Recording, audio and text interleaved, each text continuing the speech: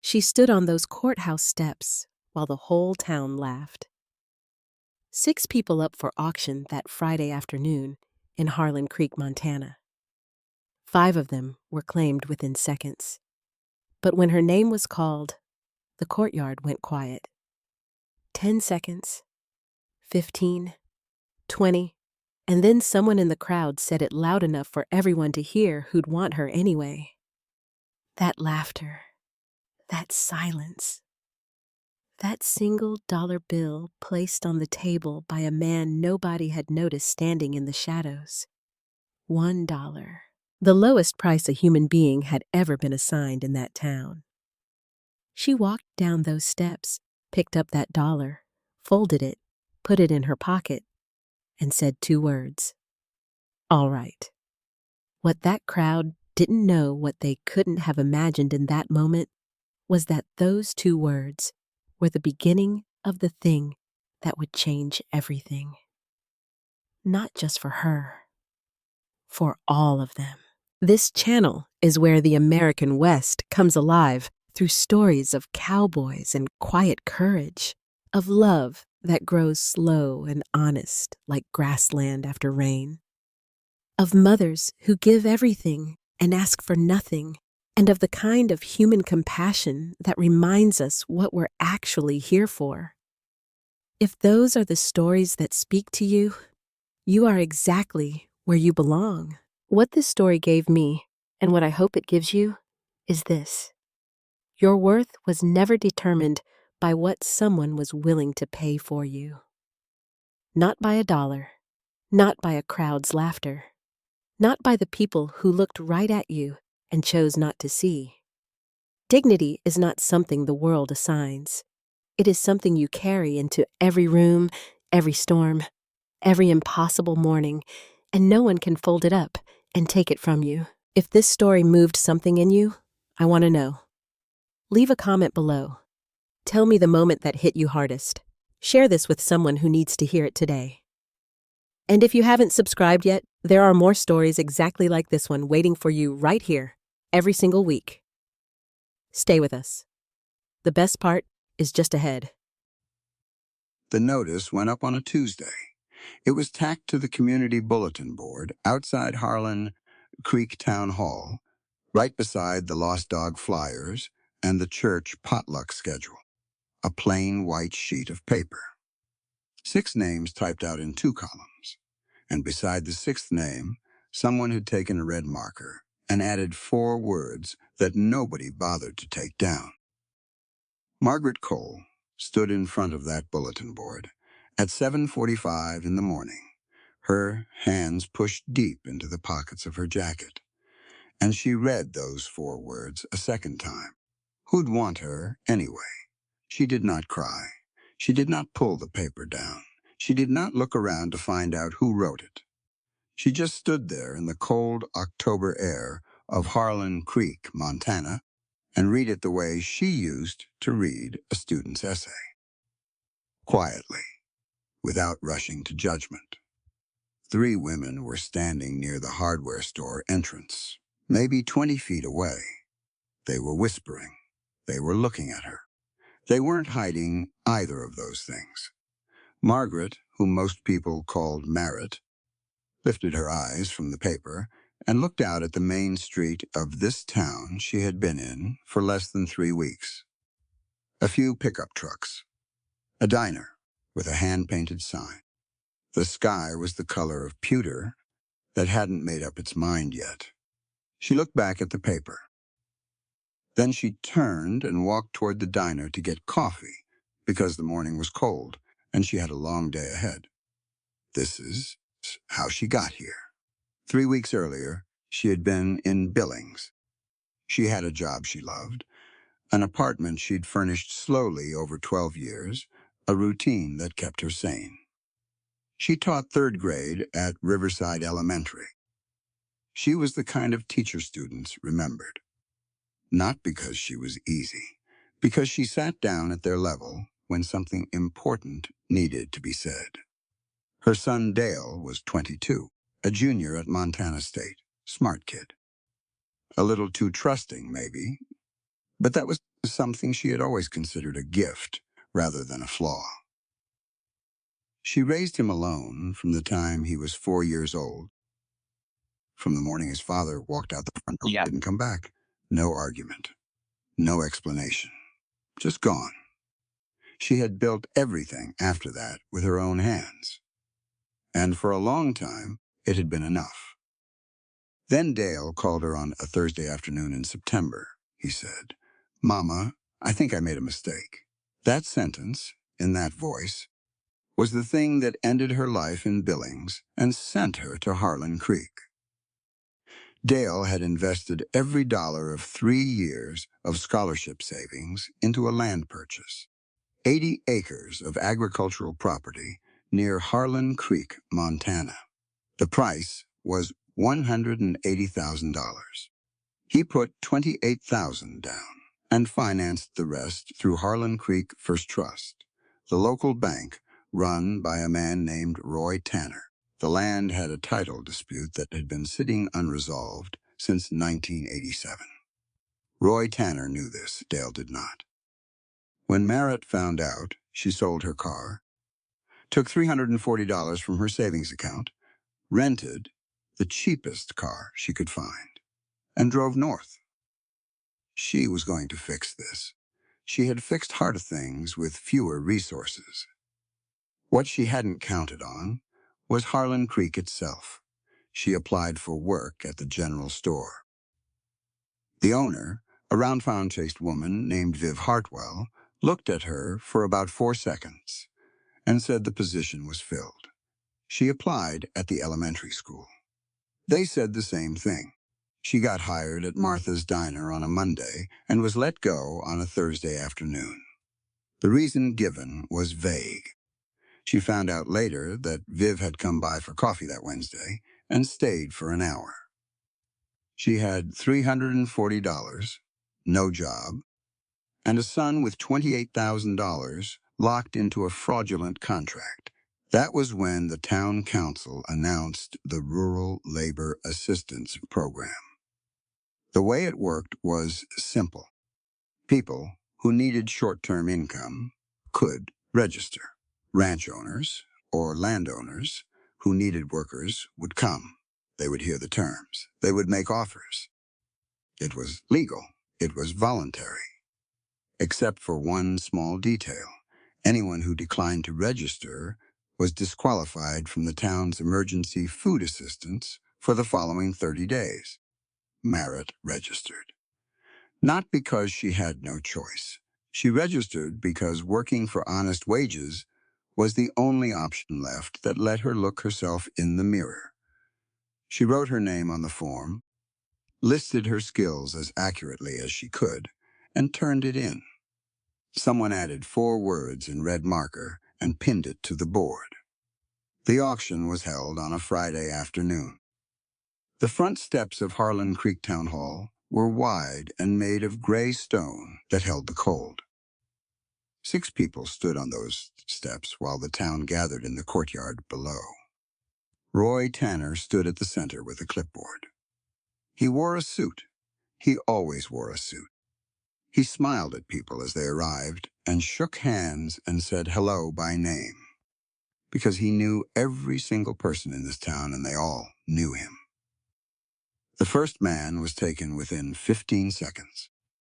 $150 a week. The second went $200. The third and fourth were over before Merritt had time to notice them.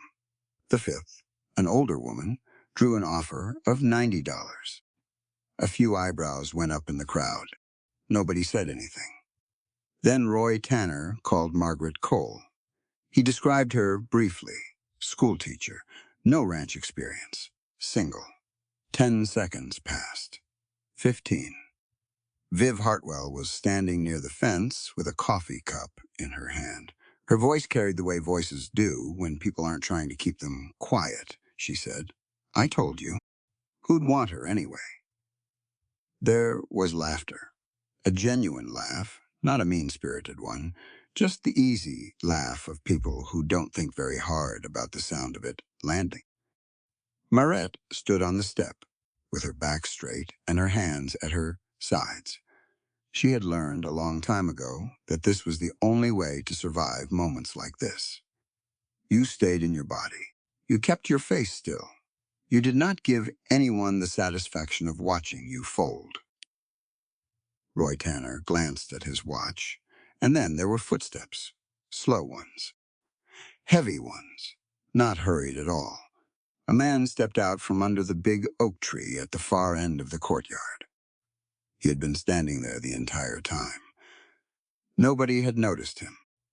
He walked to the table where Roy stood, reached into his shirt pocket, and set down a single folded bill. $1, he said. That was all. The courtyard exploded. Real laughter this time, the full-throated kind, because the picture was perfect in the way absurd things sometimes are. The woman nobody wanted, and the man who had just offered the most insulting price in the history of the program. Roy Tanner smiled his smooth professional smile. He was genuinely pleased.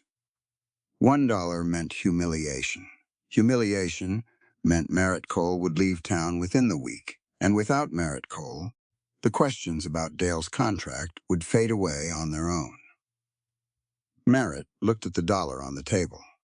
Then she looked at the man. He was 47, maybe, big through the shoulders, sun-worn face. He had a scar along the left side of his neck, pale and long. His eyes were not laughing. They were not cruel either. They held something she couldn't read yet. She stepped down off the courthouse steps. She walked to the table. She picked up the dollar bill, folded it carefully, and put it in the pocket of her jacket. All right, she said. Just those 2 words. The crowd laughed louder. Not one person standing in that courtyard understood what they were watching. Not one of them knew that the moment they were laughing at was the beginning of the thing that would change their town. His name was Caleb Harmon. He said almost nothing on the drive out to his ranch. Merritt did not try to fill the silence. She looked out the window at 3,200 acres of Montana grassland going gold in October, and she told herself to pay attention. After the crowd scattered, and they were standing alone in the parking area behind Town Hall, he had handed her a piece of paper torn from a small notebook. The handwriting was small and straight. She read it twice. Roy Tanner did to your son what he has done to 4 other people in the past 3 years. I have documentation. I need someone who can read a contract and is not afraid of him. If you stay long enough, I will help you get your son's money back. She looked up at him. What do you need from me exactly? She asked. You can read contracts, he said, and you have reason enough not to quit. She thought about that for a moment. Did you pay $1 in front of that entire crowd so I would not be humiliated worse? She said. Or so I would be humiliated, just enough to have no choice but to follow you. He was quiet for a beat. Then he said, both. I won't lie to you about that. She had not heard anyone in Harlan Creek say anything honest in 3 weeks. The surprise of it was almost physical. She folded the paper and put it in the same pocket as the dollar bill. When do I start? She said. Harmon Ranch appeared in the last of the evening light, like something that had simply grown out of the land rather than been built on it. The iron gate at the entrance was old but solid. The house was 2 stories, wood frame, with a covered porch that ran the full length of the front. It was bigger than Merritt expected. It was also dusty in a very specific way, the dust of a place that had gone without someone tending it for longer than was good for it. Caleb parked the truck and got out without a word. She followed him inside. The kitchen was large. A long table, a cast-iron stove, a row of hooks by the back door holding jackets and work gloves and a battered hat. He spread a piece of paper on the table. It was handwritten in blue ink, not typed, not prepared by anyone with a title. She appreciated that. He read each point out loud, not because she couldn't read, because he wanted her to hear every word. 6 days of work per week, he said. Assignments on the table each morning, $800 per week, cash, every Friday. Room and board on the property, private room with a lock. In exchange, she would help him organize and analyze a legal case file. Nobody would know about the second part. 3 months, no automatic renewal. Then he added one thing that wasn't on the paper. My daughter Elena lives here, he said. She's 16. I'm not asking you to look after her. She doesn't need looking after. But don't go out of your way to avoid her either. Marit nodded. Then she asked, why 800? He said, that's the fair amount for what I'm asking. She looked at him across the table. Then she picked up the pen and signed her name. She had been in Harlan Creek for 3 weeks, and that was the first time anyone had used the word fair and clearly meant it. Her room was at the end of the upstairs hall, clean. A window that looked east toward the grassland, a wood chair, a narrow bed, a dresser with a good working lock on the door. She sat on the edge of the bed that first night and thought about her son, and thought about Roy Tanner, and thought about the dollar bill still in her jacket pocket. She had not spent it. She wasn't sure yet what she was going to do with it, but she had a feeling she would know when the time came. The first morning she woke at 4:30 to noise from the stable. She thought it was an intruder. She took the flashlight from the nightstand and went out in the cold dark and pushed open the stable door. Caleb was in a stall at the far end. A mare was in labor and having difficulty. He was alone. He had clearly been there for a while. He did not look up when she came in. She stood in the doorway and watched. He knew what he was doing. His hands were steady and quiet. The mare was frightened, and he kept his movements slow. 40 minutes later, a foal came into the world. It landed in the straw and lay there for a moment, wet and still. Then it lifted its head. Caleb sat back on his heels, and he smiled, just for a moment, just for himself. It was a small, unguarded thing, and Marit looked away before he could notice her watching. She went back inside and made coffee. When it was done, she poured a cup and carried it upstairs and set it outside his bedroom door. She did not knock. She did not leave a note. She went back to her room. The next morning, there was no mention of the coffee. But when she went down to the kitchen, her cup was on the table, and next to it were 2 slices of buttered toast that someone had made recently, enough to still be warm. The assignments were on the table each day before she came down. She completed them. She did not complain and did not ask for help unless the situation was genuinely unclear. She was not trying to prove anything. She was just doing the work.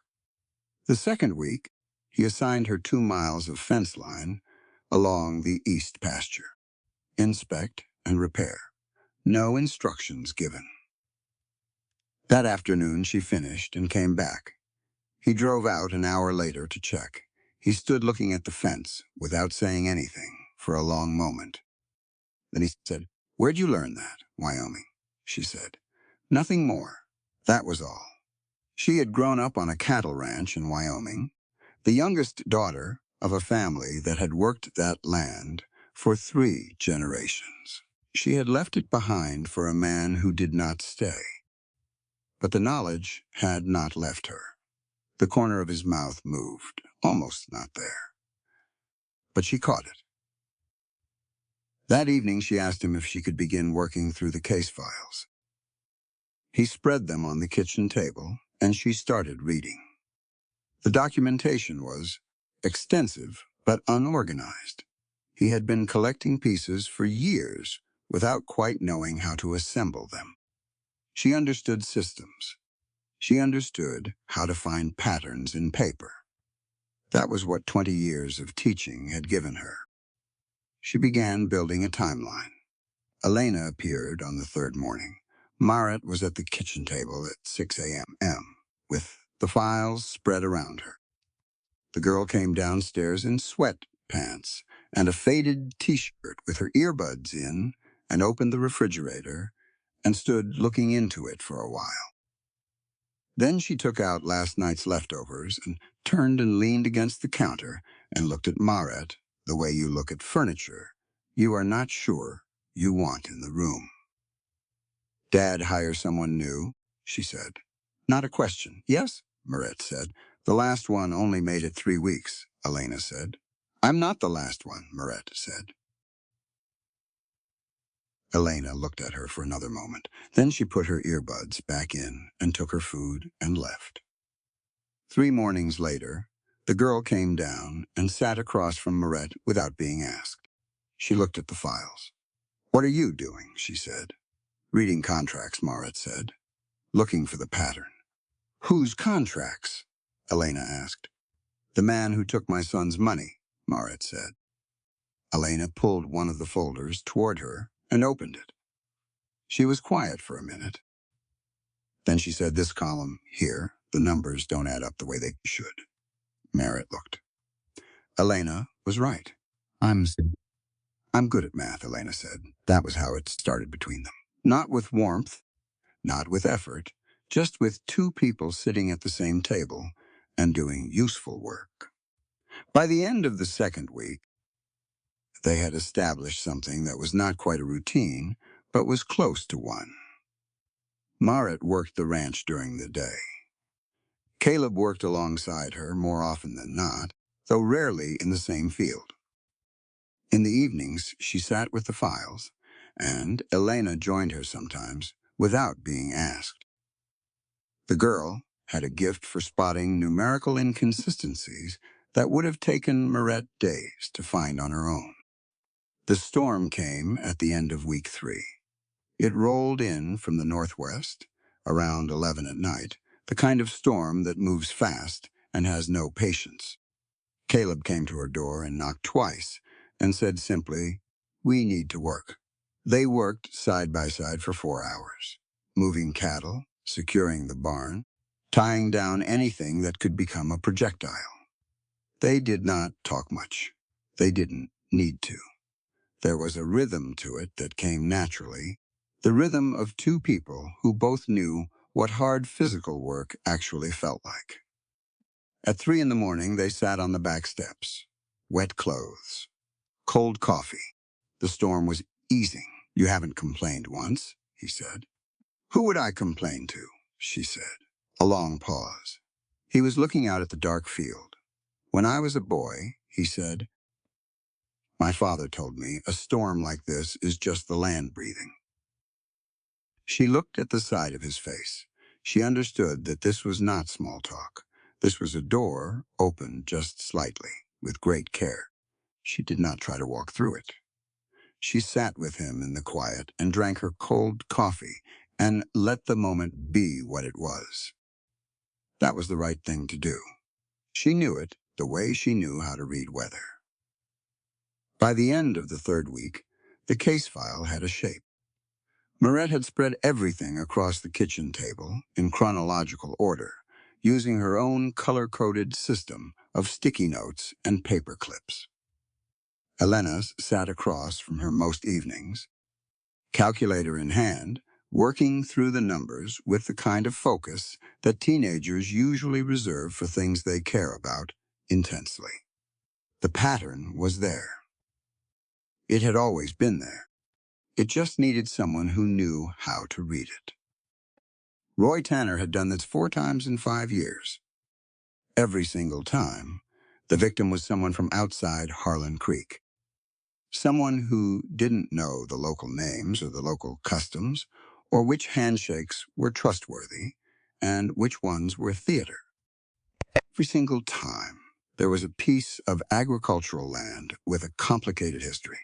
And every single time, the contract included a clause buried in the appendix, in type so small it was nearly unreadable, that allowed fees to compound daily from the moment of first dispute. It didn't look like fraud. That was the design of it. It looked like a complicated real estate transaction that simply went wrong. Merritt laid it out for Caleb one evening after dinner. She kept her voice level and clear. She did not editorialize. "He doesn't destroy them right away," she said. "He lets them carry the weight for a while. He lets them make a few payments. Just enough hope. Just enough exhaustion. By the time he squeezes, they have nothing left to fight with." Caleb looked at the timeline on the wall. She had taped papers together to make a long horizontal strip and pinned it up like a classroom visual aid. "What do you need next?" he said. "A witness," she said. "Someone who went through this with him and is still in this county." "There is one," he said. "Who?" she asked. "A man named Warren Briggs. Has a small property over on Route 9. He lost half his land to Tanner 4 years ago and never recovered financially." "Can he talk to us?" Marette asked. "He's scared," Caleb said. "Then we need to give him a reason not to be," she said. Caleb looked at her. He was quiet in the way that she had begun to understand, was not discomfort but consideration. He was deciding whether something was worth saying. "I'll go see him," he said finally. "Alone first? He knows me." She nodded. "That makes sense." They went back to what they were doing. The fire in the wood stove settled and clicked. Outside, the wind was coming down from the Rockies, the way it did every night in October. Merritt thought sometimes about the fact that she had agreed to this arrangement based on 2 sentences from a man she had never met before. Most people would call that reckless. She called it reading the room. She had been reading people for 20 years. Caleb Harmon was many things, but dishonest was not one of them. That night, Caleb sat alone in the living room after Marette and Elena had gone upstairs.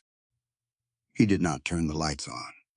He sat in the dark with the shapes of the furniture around him. On the mantel above the fireplace was a photograph of Sarah. He had taken it himself the summer. Before she died, she was standing in the south pasture with the mountains behind her, laughing at something he had said. Her hair was loose. She had one hand up against the sun. He did not talk to the photograph. He never had. He just sat and let her be there in the room with him. But tonight, for the first time in longer than he wanted to count, he noticed that the house was not silent. There was the sound of a page turning in the kitchen. Marette was still working. There was the faint creak of Elena's floorboards overhead. 2 sounds, 2 people. He sat with that for a long time. He did not name what it was. He was not ready to name it. Elena had found the journal on a Saturday afternoon. She was not snooping. Exactly. She was curious in the way teenagers are, the way that doesn't always distinguish between what belongs to them and what doesn't. The notebook was on the small desk in Marette's room, and the door had been left open, and the notebook was right there. She opened it and read a few pages standing up, intending to put it down quickly. She did not put it down quickly. It was not a diary in the way she expected. There were no dramatic declarations, no expressions of heartbreak. It read more like a report, careful and precise, about a relationship that had fallen apart and about the years of raising Dale afterward. Not angry, not sad, just honest. Like someone trying to understand something so they could learn from it, rather than just survive it. On the last written page was one sentence underlined twice. "What I need to teach Dale is not to hate the man who left. It is how to recognize when he deserves more than what someone is giving him." Elena put the notebook back on the desk and left the room. She went to her own room and sat on her bed. Her mother had been gone for 6 years. She thought about her mother every day, but she rarely talked about her. Not to her father, not to anyone at school. The grief had become a private thing, carried quietly, like a stone in a pocket. That night she sat at her desk and got out a piece of paper and a pen. She did not write to Mirette. She wrote to her mother. She wrote about what she had been doing for the past few weeks. About the files on the kitchen table. About how it felt to sit across from someone who treated her like her math skills were useful and not just a test score. She wrote about her father and how she could hear sometimes, through the ceiling, the sound of a conversation happening in the kitchen in the evenings, and how it sounded different from the usual silence of the house. She wrote for a long time. Then she folded the letter and put it in the back of her bottom drawer with the other things she kept there. The following Monday, Caleb went to see Warren Briggs. He came back 3 hours later and reported to Merritt in the kitchen while she made sandwiches for lunch. "He'll talk," Caleb said, "but not in person. He's scared of Tanner. He's scared of the bank. He's scared that if he steps forward, he'll lose the rest of what he has." "What if there were legal protections?" Merritt asked. "He'd need to see them in writing," Caleb said. "Then I need to call an attorney," Merritt said. She had already found one. A woman named Carol Simmons, based in Great Falls, who took cases involving predatory lending and real estate fraud. She had called her from Mildred's parking lot a week earlier, using the last of her prepaid phone minutes. Carol Simmons said she would look at what Merritt had. She said, "Send it." Merritt had borrowed Rhonda Beale's email account to do it. Rhonda Beale was the town doctor and the only person in Harlan Creek who had offered Merritt a cup of coffee without wanting anything in return. She was 55 and practical, and said exactly what she thought, which made her the easiest person in town to trust. She had met Rhonda at the diner the second day she was in town. Before she got fired, Rhonda had sat down across from her, without asking, looked at her the way a doctor looks at someone, and said, "You look like you have not slept in a week." That was the beginning of a friendship. By the fourth week, Merritt had sent Carol Simmons everything she had. The timeline, the numerical analysis Elena had done, the clauses from all 4 contracts, annotated in Merritt's careful teacher handwriting, and a summary of Warren Briggs's situation, written with enough detail to be useful, but not enough to identify him by name. Carol Simmons called back 3 days later. "This is real," she said. "This is a provable pattern. But I need at least one person willing to go on record." "We're working on that," Merritt said. She had been in Harlan Creek for 4 weeks. She had arrived with $340 and no allies. She now had a timeline, an analysis, an attorney, and 2 people who believed her. That was not nothing. That was a foundation. She went back inside and stood at the kitchen sink and washed her hands. Through the window, she could see Caleb out by the north fence, moving along the line with that unhurried, long stride. He checked the same fences the same way every single day. She had learned that about him.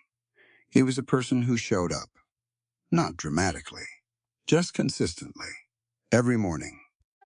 In all weather, she dried her hands and went back to work. Roy Tanner held court every Wednesday morning at Viv's General Store. He arrived at 8 and stayed until 9:30. He sat at the same table by the window, ordered the same coffee, and received visitors the way a man does when he has spent 20 years making himself indispensable. People came to him, ranchers who needed loan extensions, business owners who needed goodwill from the bank, Town council members who needed his vote to matter. He knew everyone's name, remembered everyone's birthday, and kept track of everyone's business with the patience of a man who understood that information was worth more than almost anything money could buy. Merritt needed coffee filters. That was the only reason she went into Viv's store that Wednesday morning. Coffee filters, a box of pens, and a roll of the paper tape she was using to build the timeline. Ordinary items. Available nowhere else in Harlan Creek. She was at the counter when she heard her name. "Miss Cole," Roy Tanner said from across the room. He was already standing, already walking toward her. He moved like water, that man, always at ease, always the right amount of warmth. He extended his hand, and she shook it because not shaking it would have been a scene. "I hear you're settling in well out at Caleb's place," he said. "That's real good. Caleb's needed some help out there, especially since he lost Sarah." "I'm there to work," Merritt said, "not to be looked after." "Of course," Roy said, naturally. He tilted his head a fraction, sympathetic and smooth. "And your son, Dale, isn't it? What a terrible situation. These land deals can get so complicated. If you ever want me to walk you through the terms again, my door is always open." She looked at him directly. "I've read it thoroughly," she said. Appendix C, Clause 7, subsection B, line 23. Something shifted in Roy Tanner's face, just for a moment. A fraction of a second. The smile stayed in place, but it did not reach his eyes.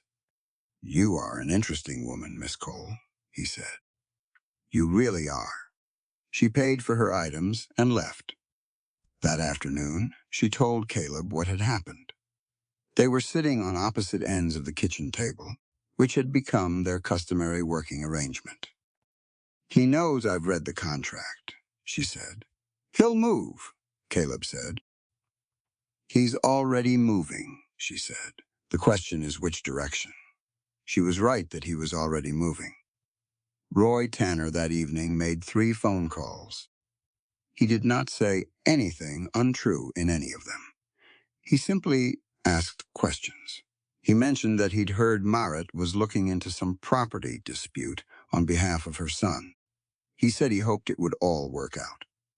He said he had to admit he wasn't sure what her background was exactly. Had anyone actually checked? He did not call Viv directly. He didn't need to. He called a man who occasionally played cards with Viv's husband. That was enough. By Thursday morning, Viv had a concern. By Thursday afternoon, she had shared it with 4 people. By Friday, the concern had been retold enough times to have grown considerably, and the version circulating through Harlan Creek now included the suggestion that Marette Cole had left her last job under unclear circumstances.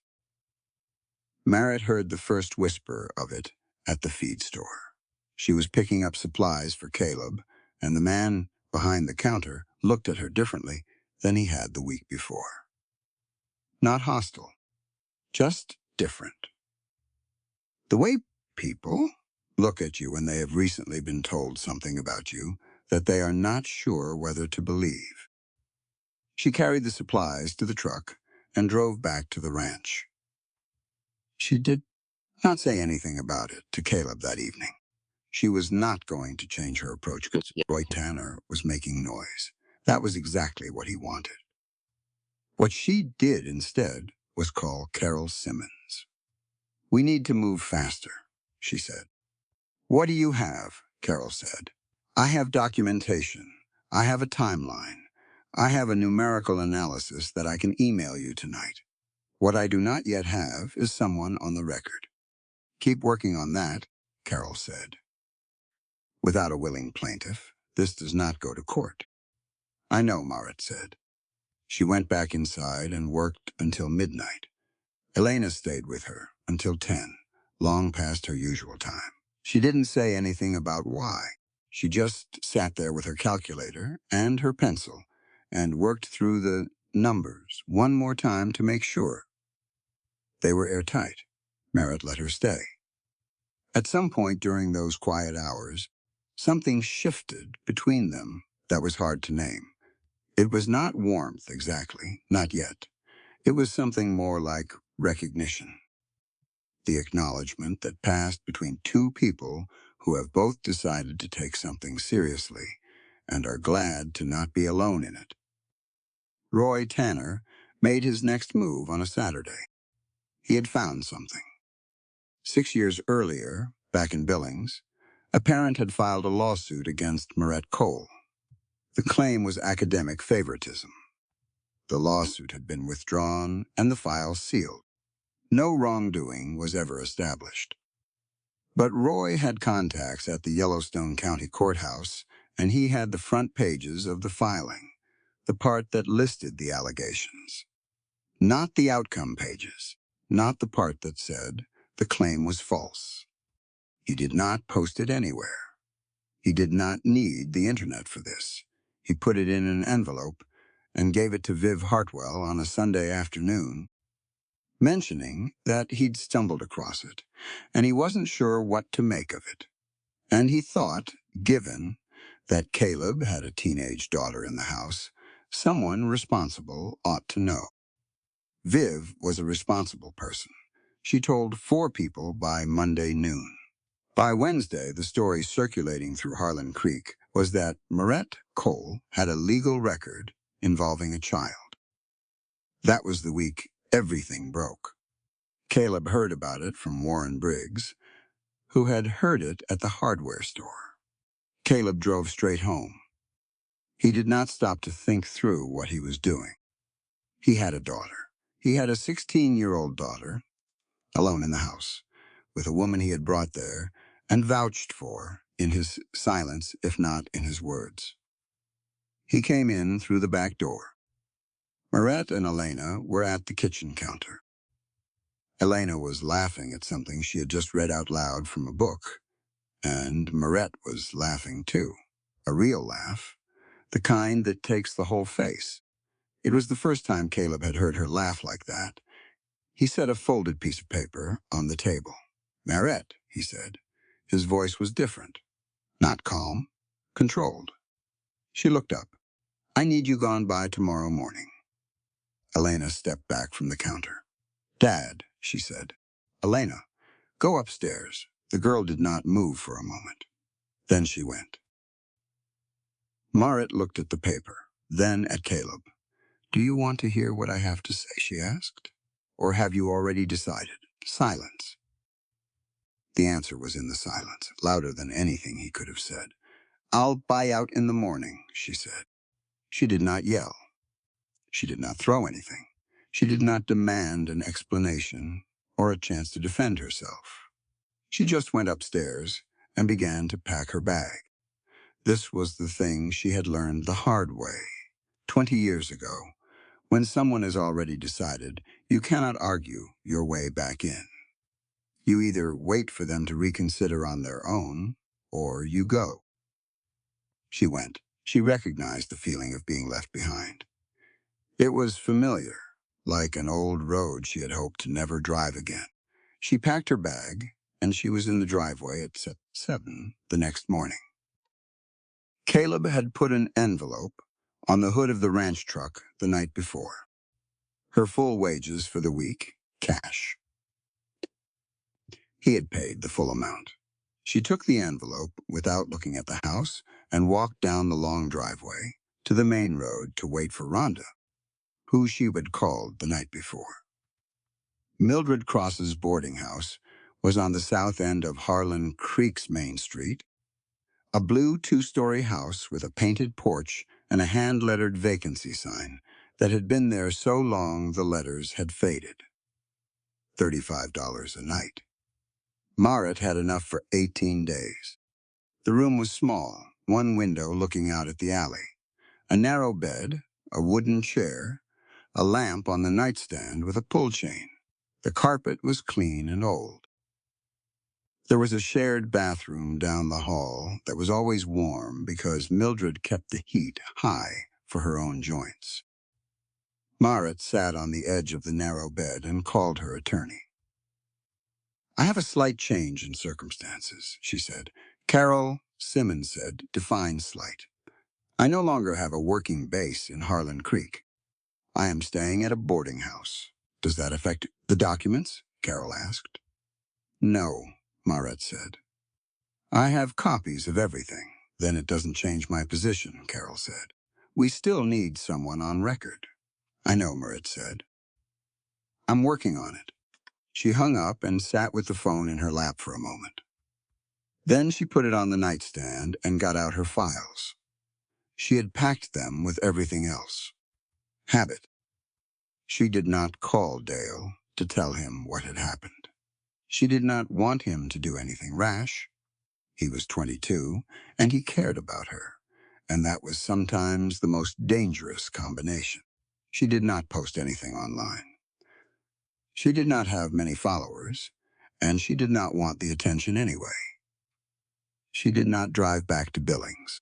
What she did was work. She had a library card from the Harlan Creek Public Library that Rhonda had helped her get. The library had tables and Wi-Fi and was open until 6 on weekdays and 4 on Saturdays. She went there every morning at 9. Rhonda came by the boarding house on the second evening. She knocked twice and let herself in when Marit called out. She was carrying a paper bag with 2 turkey sandwiches and a thermos of coffee. She set them on the table and looked at the files spread across the bed. You packed the files before you packed your clothes, Rhonda said. Marit said, the clothes are not as useful. Rhonda sat down in the wooden chair and poured coffee into the thermos cap and handed it over. Then, she said, I heard what happened. Both versions. How many versions are there? Marit asked. In this town, Rhonda said, there are always at least 3. She paused. The real version I got from Caleb. He called me the night you left. Marit set down the thermos cap. What did he say? Not much, Rhonda said, but the way he said it. She shook her head. That man is hurting himself badly. That's his situation, Marit said. Yes, Rhonda said. I know that. She looked at Marit directly, but I didn't come here to talk about him. I came to talk about you. Marit picked up the thermos cap again. I'm fine, she said. Rhonda waited. The silence was the kind that Rhonda Beale was very good at.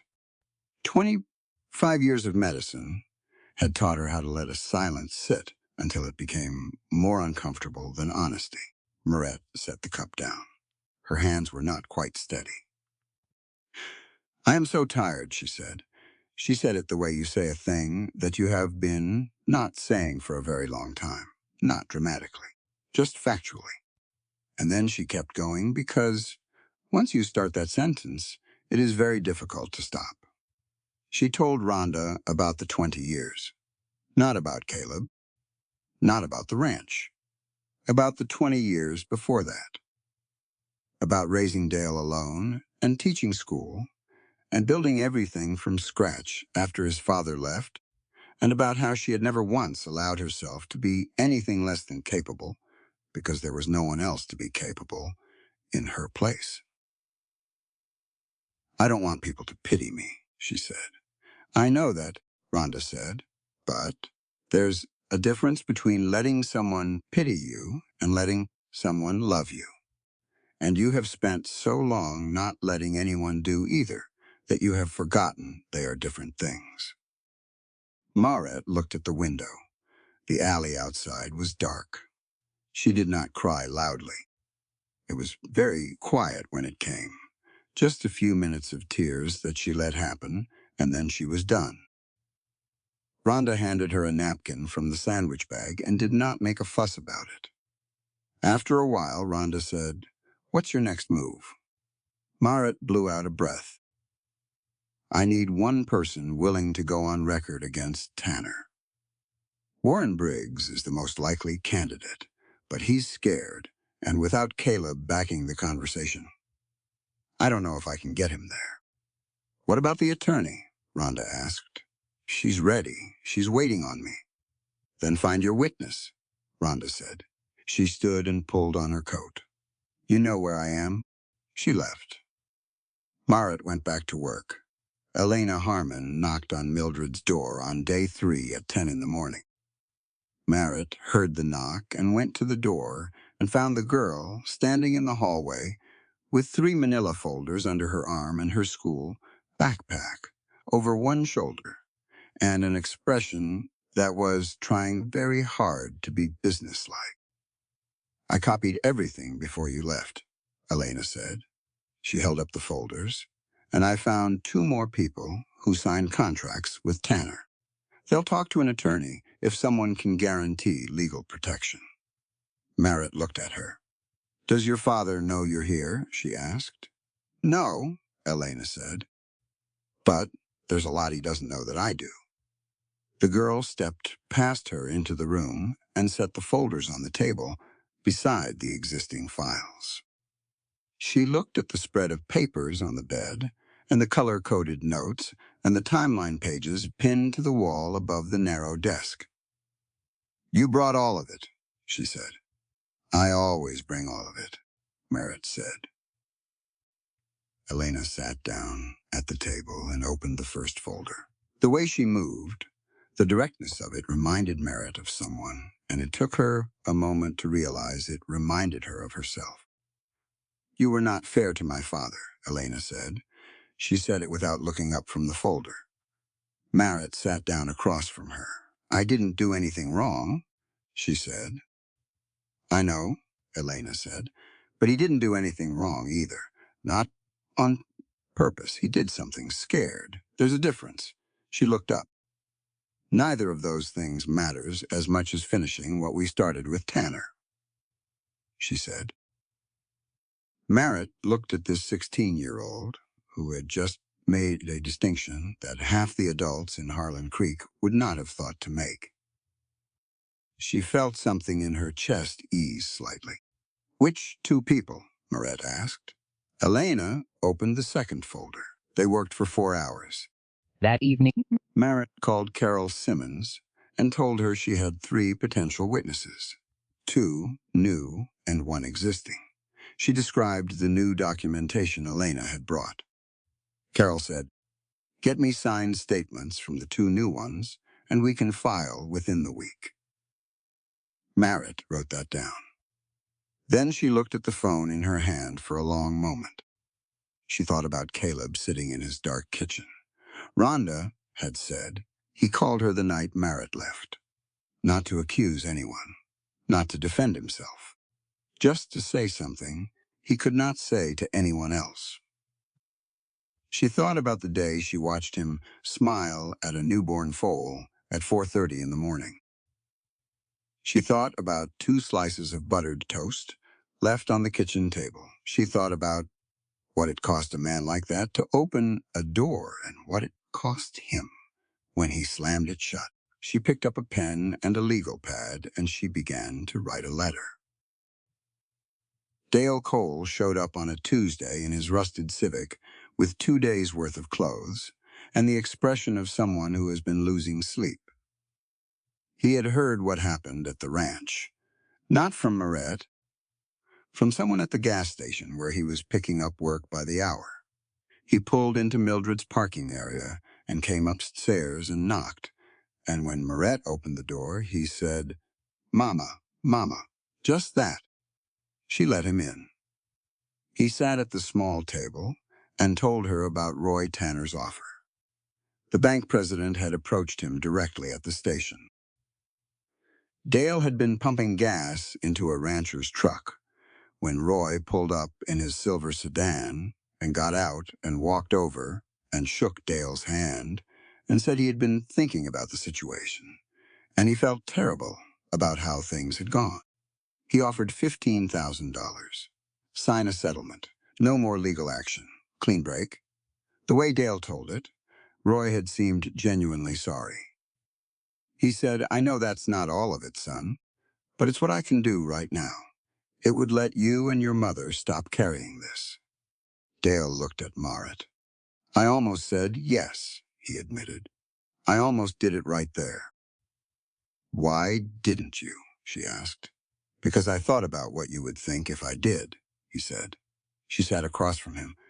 She looked at her son, this 22-year-old who'd had trusted the wrong person with his savings and had been carrying the weight of that mistake for weeks. She had wanted to protect him from this kind of thing his entire life. She had not always succeeded. I need you to hear something, she said. He looked at her. You have the right to take that offer, she said. If you want to take it, I will not judge you. $15,000 is real money, and we do not have much of it. But I need you to understand what it means. She laid it out plainly. If they accepted and went quiet, Roy Tanner would do this again. He would find another family from out of town, another piece of land with a buried dispute, another young person with savings they couldn't afford to lose. There were families out there who would go through exactly what Dale had gone through and not have anyone to help them. That's not your fault, she said. None of this was your fault. But the question is what you do now that you know. Dale was quiet for a long time. What are we missing in the file? He said finally. Signed statements from 2 witnesses, she said, and we need them before the end of the week. He nodded. Tell me what to do, she told him.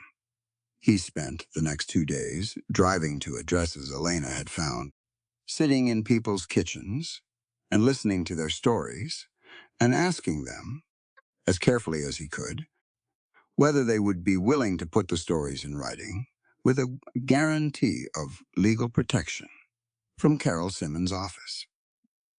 Both of them said yes. He brought the signed statements back to Merritt on Thursday. She scanned them at the library and emailed them to Carol Simmons that afternoon. Carol called back in 2 hours. We have enough, she said. I'll prepare the filing. Merritt sat in the library parking lot for a moment with the phone in her lap. The sky above Harlan Creek was doing something remarkable, going orange and pink along the western ridge in a way that the October light sometimes did. She looked at it for a moment. Then she went back inside to work. The letter to Caleb she had written that first night at Mildred's was still in her bag, unsent. She had written it, and then she had not been sure. She had read it back and decided it said what she meant, but she was not certain he was ready to hear it. She had put it away. On Thursday night, she read it one more time. She had written, You chose to believe what people told you about me instead of trusting you what you had already seen me do. I am not forgiving that because I want peace. I am forgiving it because I understand that you were scared. Fear makes sense in a person who has lost what you have lost. She had written, but fear is not a reason to damage someone else. She had written, I do not need anyone to rescue me. I need someone to stand beside me while I rescue myself. If you figure out how to do that, I am still here. She folded the letter and put it in an envelope and wrote his name on the front. The next morning, she drove past the ranch on her way to the library and stopped long enough to lift the flag on the mailbox and put the envelope inside. She drove away without looking at the house. Caleb Harmon was not a man who did things slowly because he was lazy. He was a man who did things slowly because he understood that speed in the wrong direction was worse than standing still. He had read the letter the morning it arrived. He stood at the kitchen table and read it straight through. Then he read it again. He had already called the attorney in Billings himself, 2 days after Moret left, to ask about the sealed record. The information came back clearly. The lawsuit was withdrawn because the parent had fabricated the evidence. Moret had declined to press counterclaims because the parent's child was still her student. He had read the letter. He had sat with it for a long time. And then he did not call Moret. He went to see Warren Briggs. He drove to Warren's property on Route 9 and sat at the man's kitchen table for 3 hours. Warren was 60, weathered down to the bone, a man who had farmed the same land his father farmed, and then watched it stripped away piece by piece because of a contract he had signed in good faith. He was afraid. He had been afraid for 4 years. Roy Tanner had connections in the county, and everyone knew it, and Warren did not want to lose the rest of what he had. Caleb said, "I will stand behind you, not in words, my name and my land behind you." Warren looked at him. "You mean that, I mean that," Caleb said. Warren thought about it. He did not take a lot of time. "I'll do it," he said. Caleb drove home, changed his boots, and went to see Pastor Jim Aldrich. He sat across from the pastor in the small office behind the church, and he said 3 words. "I was wrong." Pastor Jim had known Caleb Harmon for 30 years. He had known him as a boy and as a husband and as a widower. He had heard Caleb say a lot of things in those 30 years. He had never heard him say those 3 words in exactly that way. He looked at him for a long moment. "You know that's not enough," he said. "I know," Caleb said. "So what are you going to do?" Pastor Jim asked. Caleb told him. The pastor listened. Then he said, "One more thing." "What?" Caleb said. "When you go to her," the pastor said, "don't bring a speech. Don't bring an explanation. Just bring yourself." Caleb nodded. He stood and shook the pastor's hand. He had one more thing to do first. The Montana Financial Oversight Board received the complaint on a Friday. Carol Simmons filed it with complete documentation, the timeline, the numerical analysis, the contract language, side by side, across all 4 cases, showing the identical structure, and 3 signed statements from people willing to go on record. Warren Briggs was one. The 2 contacts Elena had found were the others. It was enough to open a formal investigation. Carol called Marit at 8 Friday morning to tell her. Marit was at the library. She sat very still for a moment after she hung up. Then she called Dale. He answered on the second ring, she told him. He was quiet for a moment. Then he said, "Mama, that's it? We actually did it? The investigation is opened," she said. "It is not over, but we did the hardest part." He exhaled. She heard him exhale from 60 miles away. She sat at the library table for a while after she hung up. She looked at the stack of files in front of her. She thought about the first morning she had spread those papers on Caleb's kitchen table. She thought about Elena, sitting across from her with a calculator, pointing out the column where the numbers did not match. She thought about what it had cost to get here and what had been lost along the way. She packed up her files and walked home through the main street of Harlan Creek in the October morning. Rhonda was coming out of the clinic as she passed.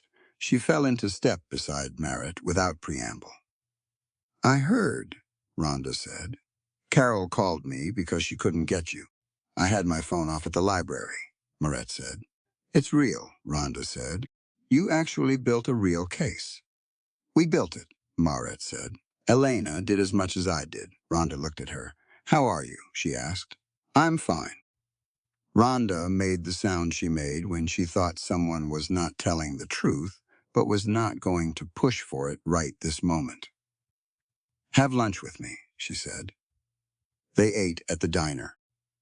Martha herself came out from the kitchen to refill their coffee, which she had not done in the 3 months Moret had been in town. She did not say anything about it, but she refilled it twice. Word was moving through Harlan Creek the way word moved in small towns. Not the way Roy Tanner had been moving it, not through careful whispers with strategic omissions. This word was moving on its own, with the unstoppable momentum of something people had been waiting to hear confirmed. Roy Tanner was being investigated. There was a real attorney. There were real documents. There were real people willing to testify. People who had let Roy Tanner define their opinion of Merritt Cole for the past 3 months were now quietly revising those opinions. Not loudly. That was not how it worked in a place like Harlan Creek. Quietly, privately, in the way people adjust their understanding of something when the ground has shifted under it. Viv Hartwell came into the diner at noon. She stood in the doorway for a moment and looked across the room to where Merritt was sitting with Rhonda. Then she walked over. "Miss Cole," she said. Merritt looked up. Viv said nothing for a moment. She had her hands clasped in front of her, and she looked like a woman who was doing something that cost her more than she let on. "I think I owe you an apology," she said, "for some of the things I said, and for some of the things I passed along." She paused. "My daughter came home from school yesterday asking me about the investigation. She had heard about it from a friend. She asked me what happened to that teacher who came to town." "What did you tell her?" Merritt asked. Viv said, "I told her the truth, that I should have done better." She did not say anything else. She turned and went back to the counter and ordered a coffee to go and left. Rhonda watched her go. Then she looked at Merritt. "Small towns," she said. "Small towns," Merritt agreed. She paid for her lunch and walked back to Mildred's. That afternoon, Roy Tanner received a certified letter from Carol Simmons' office informing him of the formal investigation and his legal obligations going forward. Merritt was not there to see it, but she heard about it later from Dale, who heard it from a deputy he was friendly with at the gas station. Roy had signed for the letter at his office at 2:15 in the afternoon. His assistant said he had gone very still when he opened it. He had sat at his desk for 20 minutes without moving. Then he had made several phone calls. He was still dangerous. The investigation was opened, but not concluded. His attorney had already called Carol's office to signal that Roy intended to fight. That was expected. Merritt had expected it from the beginning. Men like Roy Tanner did not fold at the first sign of resistance. That was what made them effective at what they did. But the first step was done. The board was involved. The documents were in the right hands. And Roy Tanner now knew that the woman he had expected to be gone from Harlan Creek within 2 weeks of the auction was still there, and she had been building something the whole time. Merritt sat at the small desk in her room at Mildred's that evening and looked at the wall above it, where the pinned papers of the timeline had been for 3 months. She began carefully taking them down, one by one. She did not need them anymore. The attorney had everything. When the wall was bare and the papers were stacked neatly in a folder, and the folder was in her bag, she sat in the wooden chair and looked at the empty wall and felt something she could not quite name. Not victory, that was too clean. Not relief, that was too simple. Something more like the feeling, at the end of a very long road, when you have finally reached the turnoff you have been looking for, and you realize you are not sure what comes next. She sat with it for a while. Then she got out a book and read until she fell asleep. There was a town council meeting on the third Tuesday of every month. It was held in the main room of the Harlan Creek Civic Center, which was also the room where the 4-H Club met on Thursdays and the Quilting Circle met on Sunday afternoons. It had a low ceiling and wooden chairs and a long folding table at the front for the 7 council members.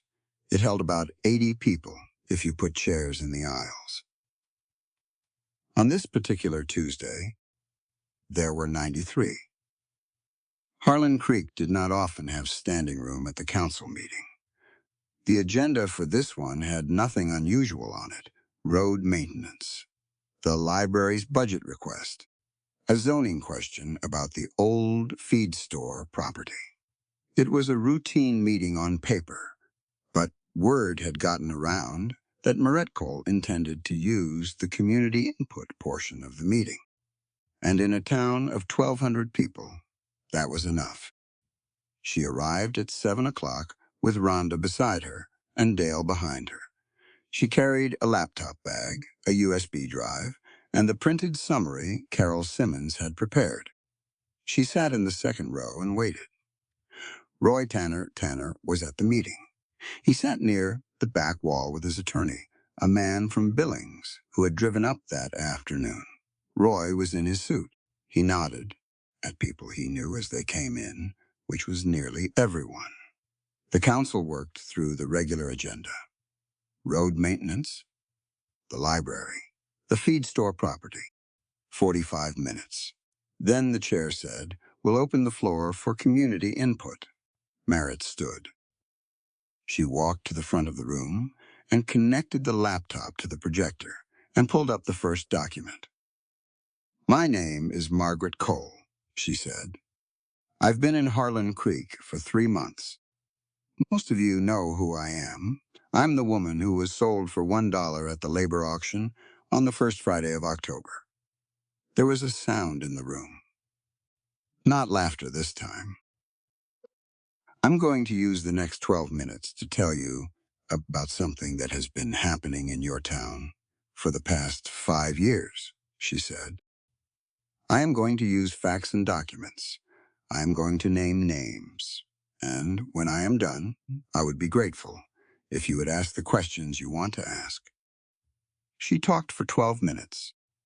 Not 11 and not 13. She had timed it. She walked through the timeline.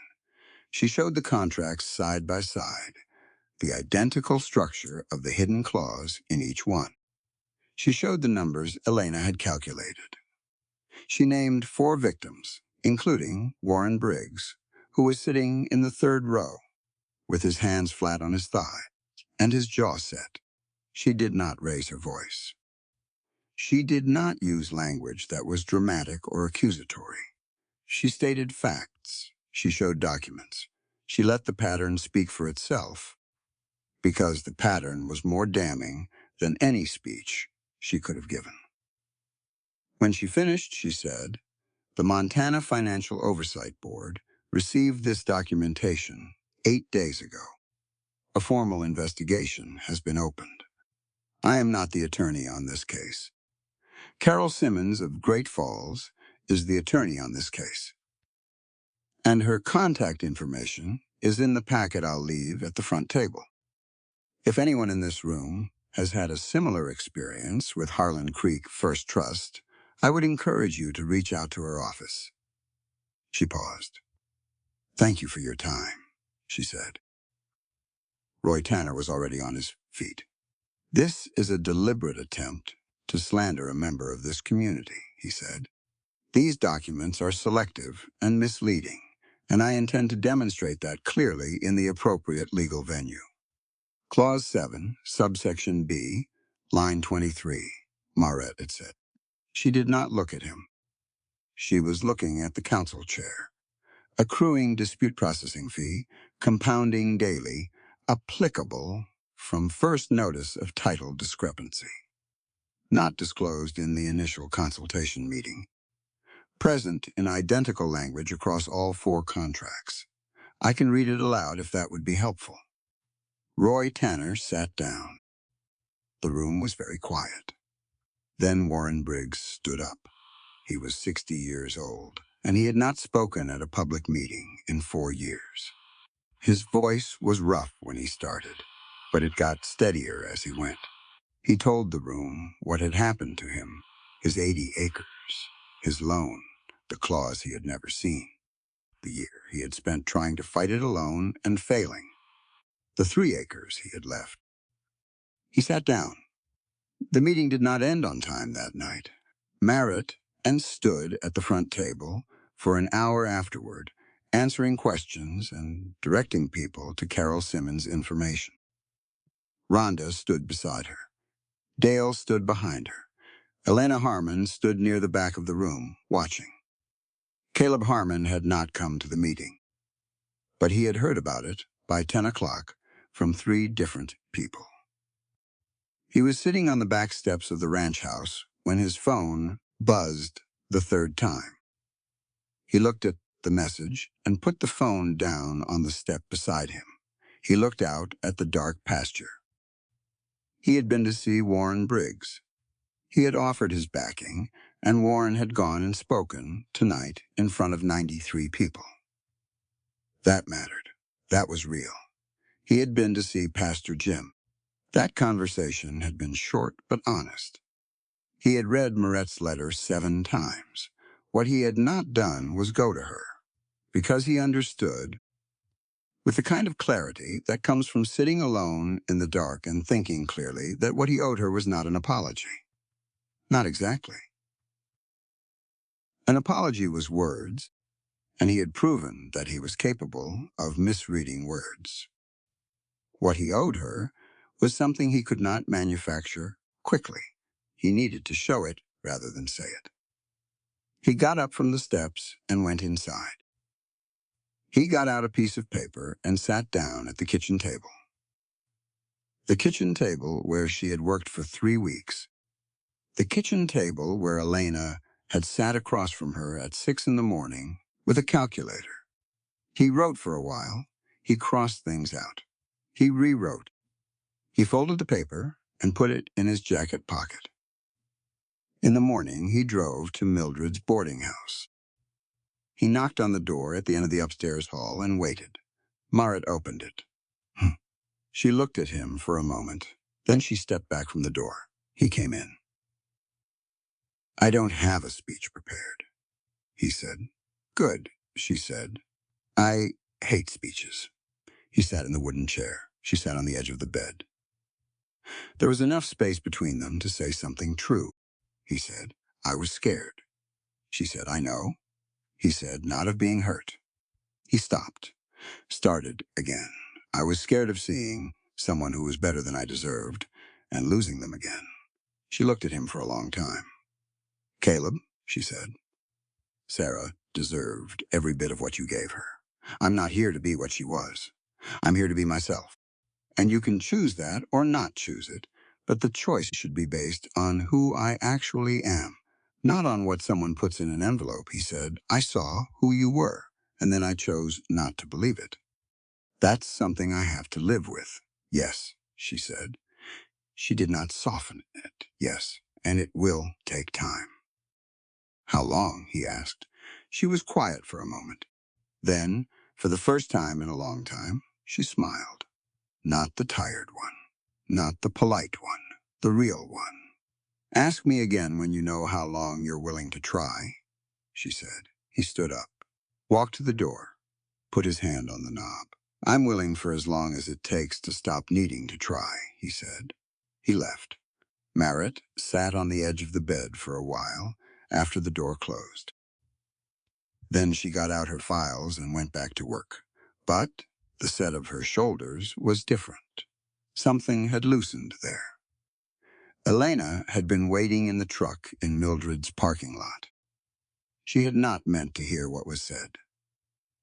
She had the window cracked because the cab was warm, and she had heard her father's voice through the second-floor window. Just the sound of it, not the words. But she heard the last sentence clearly. The window was open, and the street was quiet, and he said it as he was coming down the stairs. She looked up at the sky above Harlan Creek. It was the deep blue of late morning, with a few thin clouds moving east.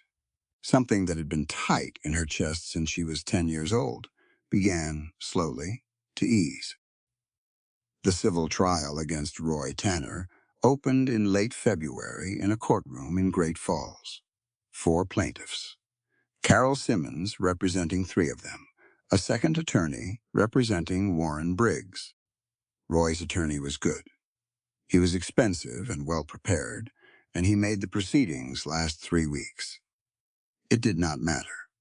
The pattern was too clear. The documents were too complete. The identical clause across 4 contracts was not something that could be explained as coincidence, and Roy's attorney was not able to explain it in any way the 3 judges found persuasive. Roy Tanner was found liable on all 4 counts. He was ordered to repay the full principal amounts to all 4 victims with interest. His banking license was suspended pending further review. His attorney filed notice of appeal the same afternoon. Carol Simmons said the appeal had a low probability of success. The documentation was airtight. Dale got his $28,000 back in late April. He called Marette, and she was in the middle of the school day. She had gone back to teaching at Harlan Creek Elementary in January, and she stepped into the hallway to take the call. Dale said the wire had come through. She stood in the hallway outside her classroom and listened to the muffled sound of her 3rd graders on the other side of the door and said, "Okay." And Dale said, "Mama, we did it." And she said, "You did it." And he said they both did. She went back into her classroom. The kids looked at her when she came in. Kids always know when a face has changed. Miss Cole, a boy named Tommy in the front row, said, "Are you okay?" "I am very okay," she said. "Who can tell me where we left off?" Tommy raised his hand immediately. He always raised his hand immediately. That evening, she and Caleb sat on the back steps of Harmon Ranch in the last of the April light. It had not been so simple. 8 months since the morning. She walked down his driveway with 1 bag and $340 in her pocket. Nothing real ever went, simply. There were weeks when she was not sure what they were to each other. There were evenings when they worked side by side at the kitchen table and did not speak at all. There were moments when the distance between them felt like the distance across a wide river, and she could not tell whether the water was rising or falling. But he showed up. That was what she had learned about him in the months since the reconciliation. He showed up. Not dramatically, not with speeches or grand gestures. He showed up at the library when she was working late to bring her coffee. He showed up at the school in November when there was a parent meeting that ran long and she needed a ride home because her car wouldn't start. He showed up in the small, consistent ways that are not the material of movies, but are the actual material of a life lived alongside another person. And she showed up for him. She showed up for Elena, who was applying to the University of Montana pre-law program, and who needed someone to read her application essays with the kind of honest attention they deserved. She showed up for Caleb when the North pasture flooded in March, and they worked through 2 days of mud and cold to move the herd to higher ground. She showed up for the town, teaching the children of the families who had once watched her stand on the courthouse steps. "You know," Caleb said that April evening, he was looking out at the south pasture, which was greening up the way it did this time of year, the Montana spring coming in, low and slow. She waited. "The day Warren stood up at that meeting," he said, "I was listening from the parking lot. I didn't go in." He paused. "I should have gone in." She considered that. "Maybe," she said. "But you did other things. You went to Warren, and you put your name behind him, and he went in." "That's not nothing." He nodded slowly. She looked at the side of his face in the fading light.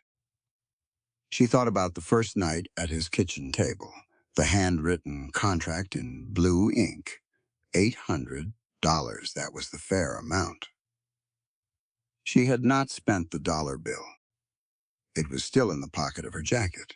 She had washed the jacket twice, and both times taken it out before and put it back after. It was a folded, soft, slightly worn piece of paper now. She was not sure anymore exactly why she kept it, but she did. A red-tailed hawk came over the south ridge and dropped low over the pasture, and then lifted and was gone. "I want to ask you something," Caleb said. She waited again.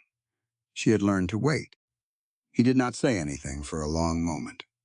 Then he reached into the front pocket of his jacket and pulled out a small box.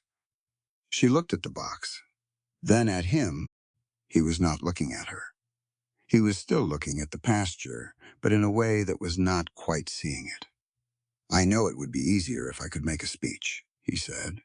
"I know some people are good at that." He paused. "I'm not, I know," she said. He looked at her then. "I want you here," he said. "Not for a month, not for 3 months.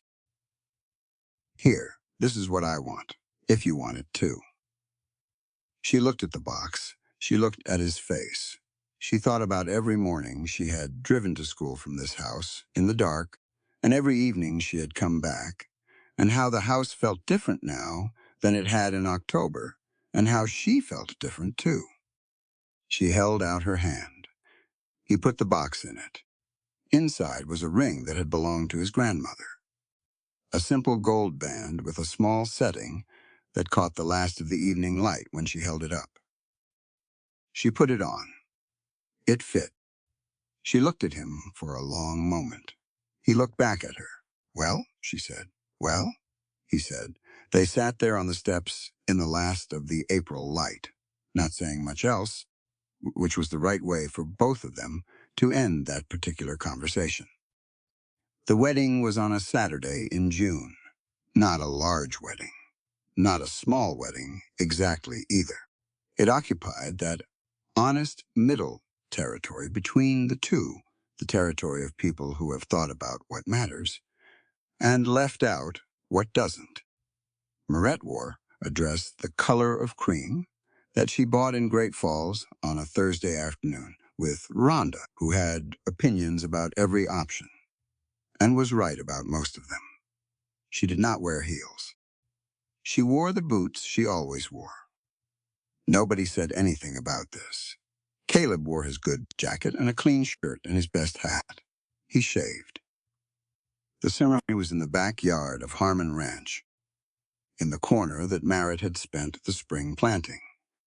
Black-eyed Susans and yellow bunchgrass and a few wild columbines that had seeded themselves from somewhere and were welcome. The grass had been cut the morning before.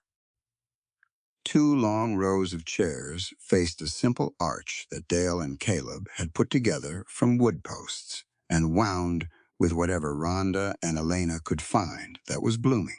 Pastor Jim Aldridge officiated. He had a good voice for ceremonies, low and unhurried. The people present were Dale, who had driven from Bozeman and arrived the night before, and spent the morning trying to figure out how to fold his pocket square correctly, and eventually giving up. Elena, who had done the table flowers that morning, and had put wildflowers in every jar she could find in the house, and lined them along the fence, and it looked better than anything a florist might have done. Rhonda, who had 2 cameras and intended to use both.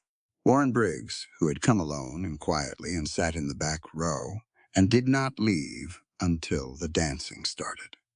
Mildred Cross, who arrived with a 3-tiered cake that leaned slightly to the left and was made from her mother's recipe and tasted the way things taste when they are made by someone who has been making them for 40 years. Carol Simmons had driven up from Great Falls. About 25 other people from town, the ones who had chosen differently than they had in October. Pastor Jim welcomed everyone. He read a brief passage about the nature of love that was not sentimental and did not promise anything impossible. Then he looked at Caleb. He said, "Tell her what you want her to know." Caleb looked at Merritt. He had thought about this. He had not written it down because he knew that reading it would feel wrong. He said, "I watched you work in mud without complaining. I watched you hurt without asking anyone to stop it. I watched you forgive me when I didn't earn it." He paused. "I can't promise I'll never be wrong again. I can't make that promise and keep it. What I can promise is that I will ask before I conclude. I will listen before I decide. I will stand beside you, not in front and not behind. Beside, for as long as I'm standing at all." Merritt had heard a lot of promises in her life. She had learned to give them only as much weight as they deserved, which was sometimes very little, but she heard his voice when he said it. She knew the difference. She said, "I did not come here to be rescued. I came here because I chose to stand next to a man who understands that what you do matters more than what you say. I will be the person who asks you the hard questions. I will be the person who sits with you when you're hurting. And I will not pretend that things are fine when they are not. Because you deserve to have someone honest next to you. For as long as we're standing." Pastor Jim looked out at the gathered people and said, "If anyone has reason these two should not be joined in marriage, speak now or forever hold your peace." Elena Harmon stood up. The yard went completely still. She was in the fourth row. She was wearing a blue dress she had bought herself, and her hair was down, and she was not wearing her earbuds, which, in and of itself, was something. She looked at her father. Then she looked at Merritt. She said, "I don't have a reason against it." She stopped for a moment. Then she kept going. "My mom used to tell me that love is when you choose to see the best in someone, even when they can't see it in themselves," she said. She looked at Merritt. "You saw the best in my dad from the first day. You saw it when this whole town was laughing. You saw it when he didn't deserve it." She took a breath. "I think my mom would have liked that a lot." Her voice held. Her eyes did not. Nobody in the yard looked away. Not one person. Caleb Harmon, who had not cried at his wife's funeral because he could not afford to break down in front of his 10-year-old daughter, stood very still with his jaw set and his eyes bright.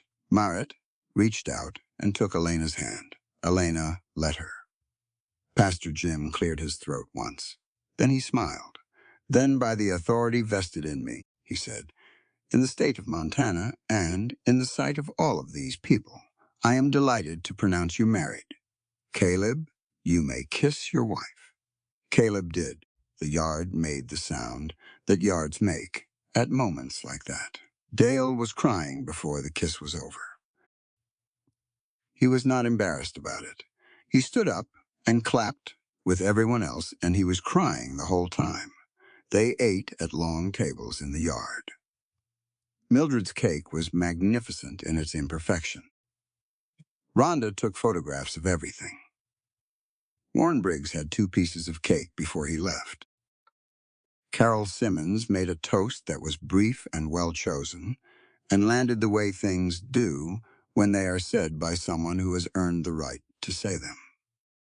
When the sun went down, someone brought out a speaker and there was dancing on the grass. Caleb danced exactly once, with his wife, slowly, in the way of a man who is doing it because the person across from him is worth doing things he does not naturally do. Elena danced with Dale, who turned out to be surprisingly light on his feet. Mildred danced with Pastor Jim.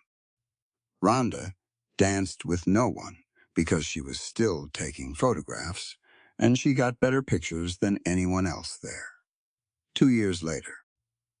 This is what Harlan Creek looked like 2 years after that October auction. Roy Tanner's appeal failed. His banking license was permanently revoked in the spring. He moved to Billings. Nobody in Harlan Creek heard much about him after that. The kind of man who builds his power entirely on other people's silence tends not to do well once the silence ends. Dale Cole finished his degree in May of the following year. He took a position with a nonprofit legal clinic in Bozeman that provided free contract review services to rural family and first-generation agricultural investors. He said it was the most obvious possible use of what he had been through. He was right.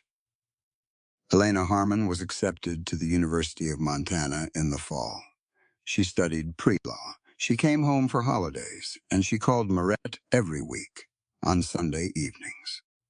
She did not call her mom or stepmother.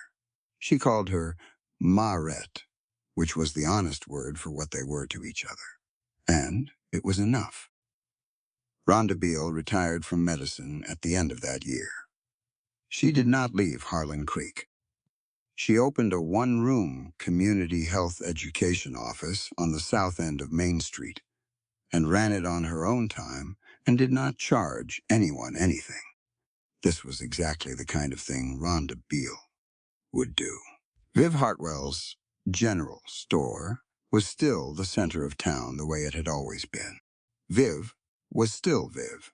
She still talked more than was strictly necessary.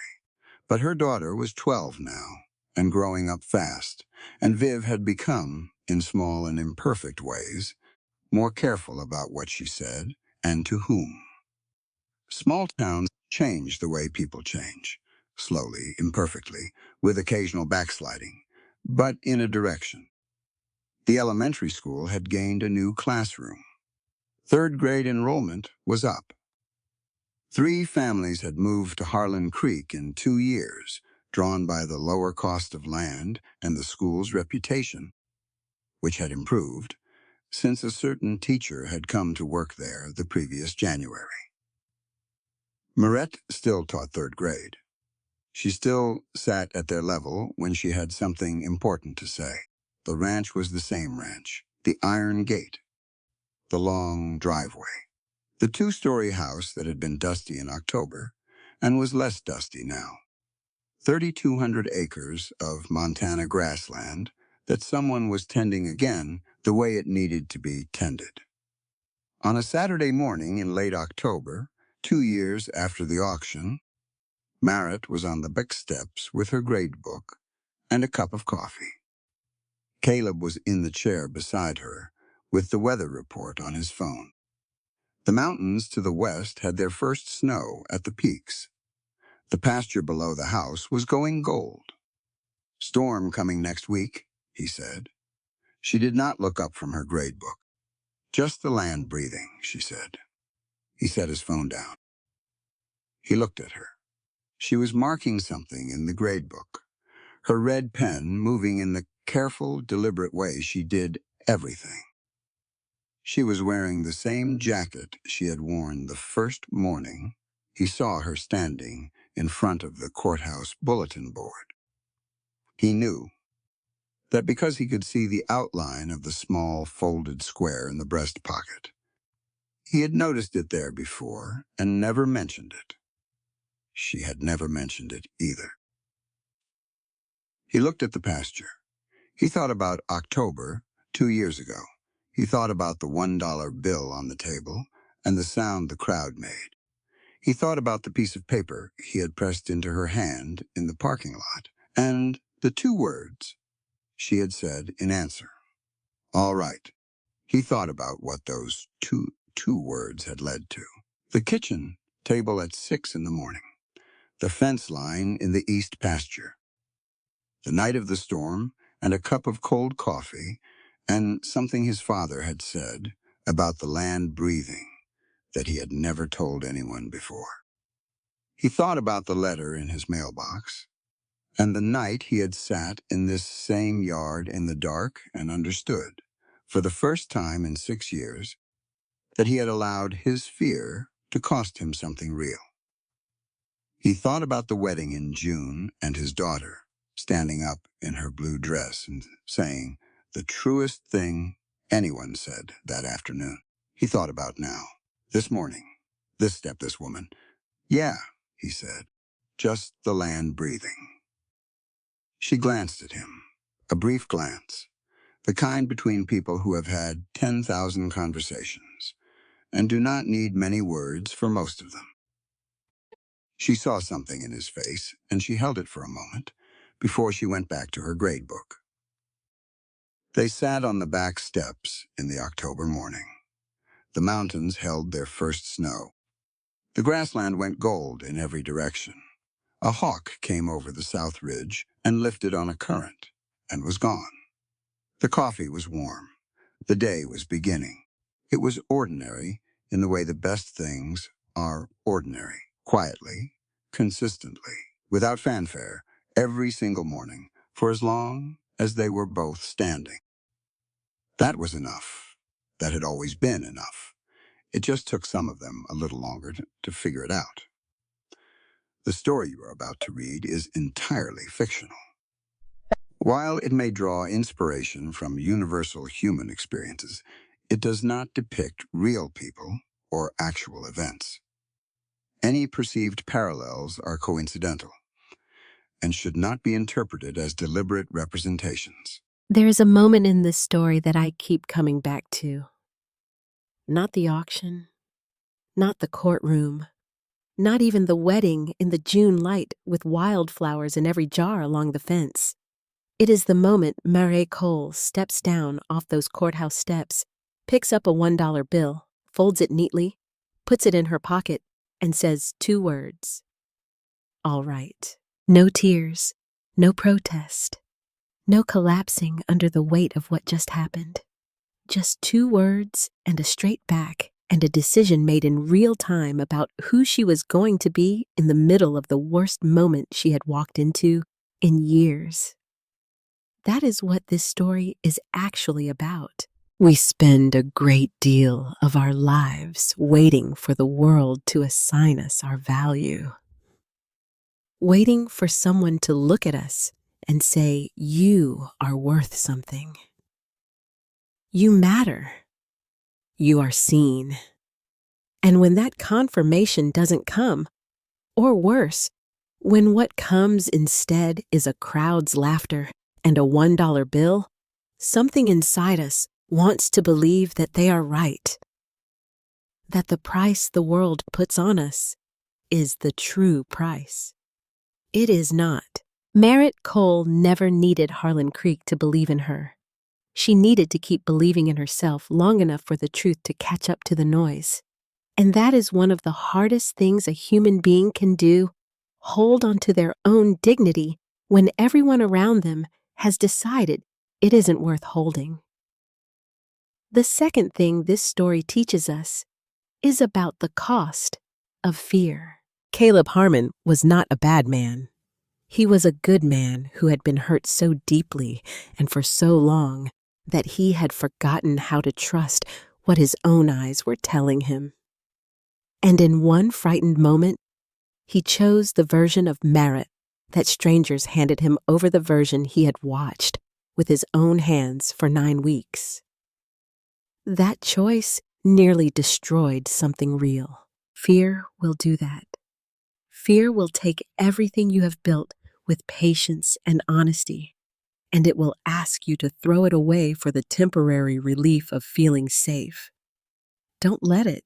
And finally, this story is about what communities owe each other. The people of Harlan Creek did not set out to harm anyone. They were simply people who had stopped asking questions, who had stopped wondering what was actually happening behind the stories they were told, who had forgotten that every person standing in front of them had a life more complicated and more worthy than the 4 words someone wrote in red marker on a sheet of paper. When Elena Harmon stood up at that wedding and spoke the truest sentence of the afternoon, the town finally saw what they had almost missed entirely. One person willing to stand up and tell the truth can change the temperature of an entire room. You do not have to be young or powerful or certain. You just have to be willing. That is the whole lesson. Right there. Be willing.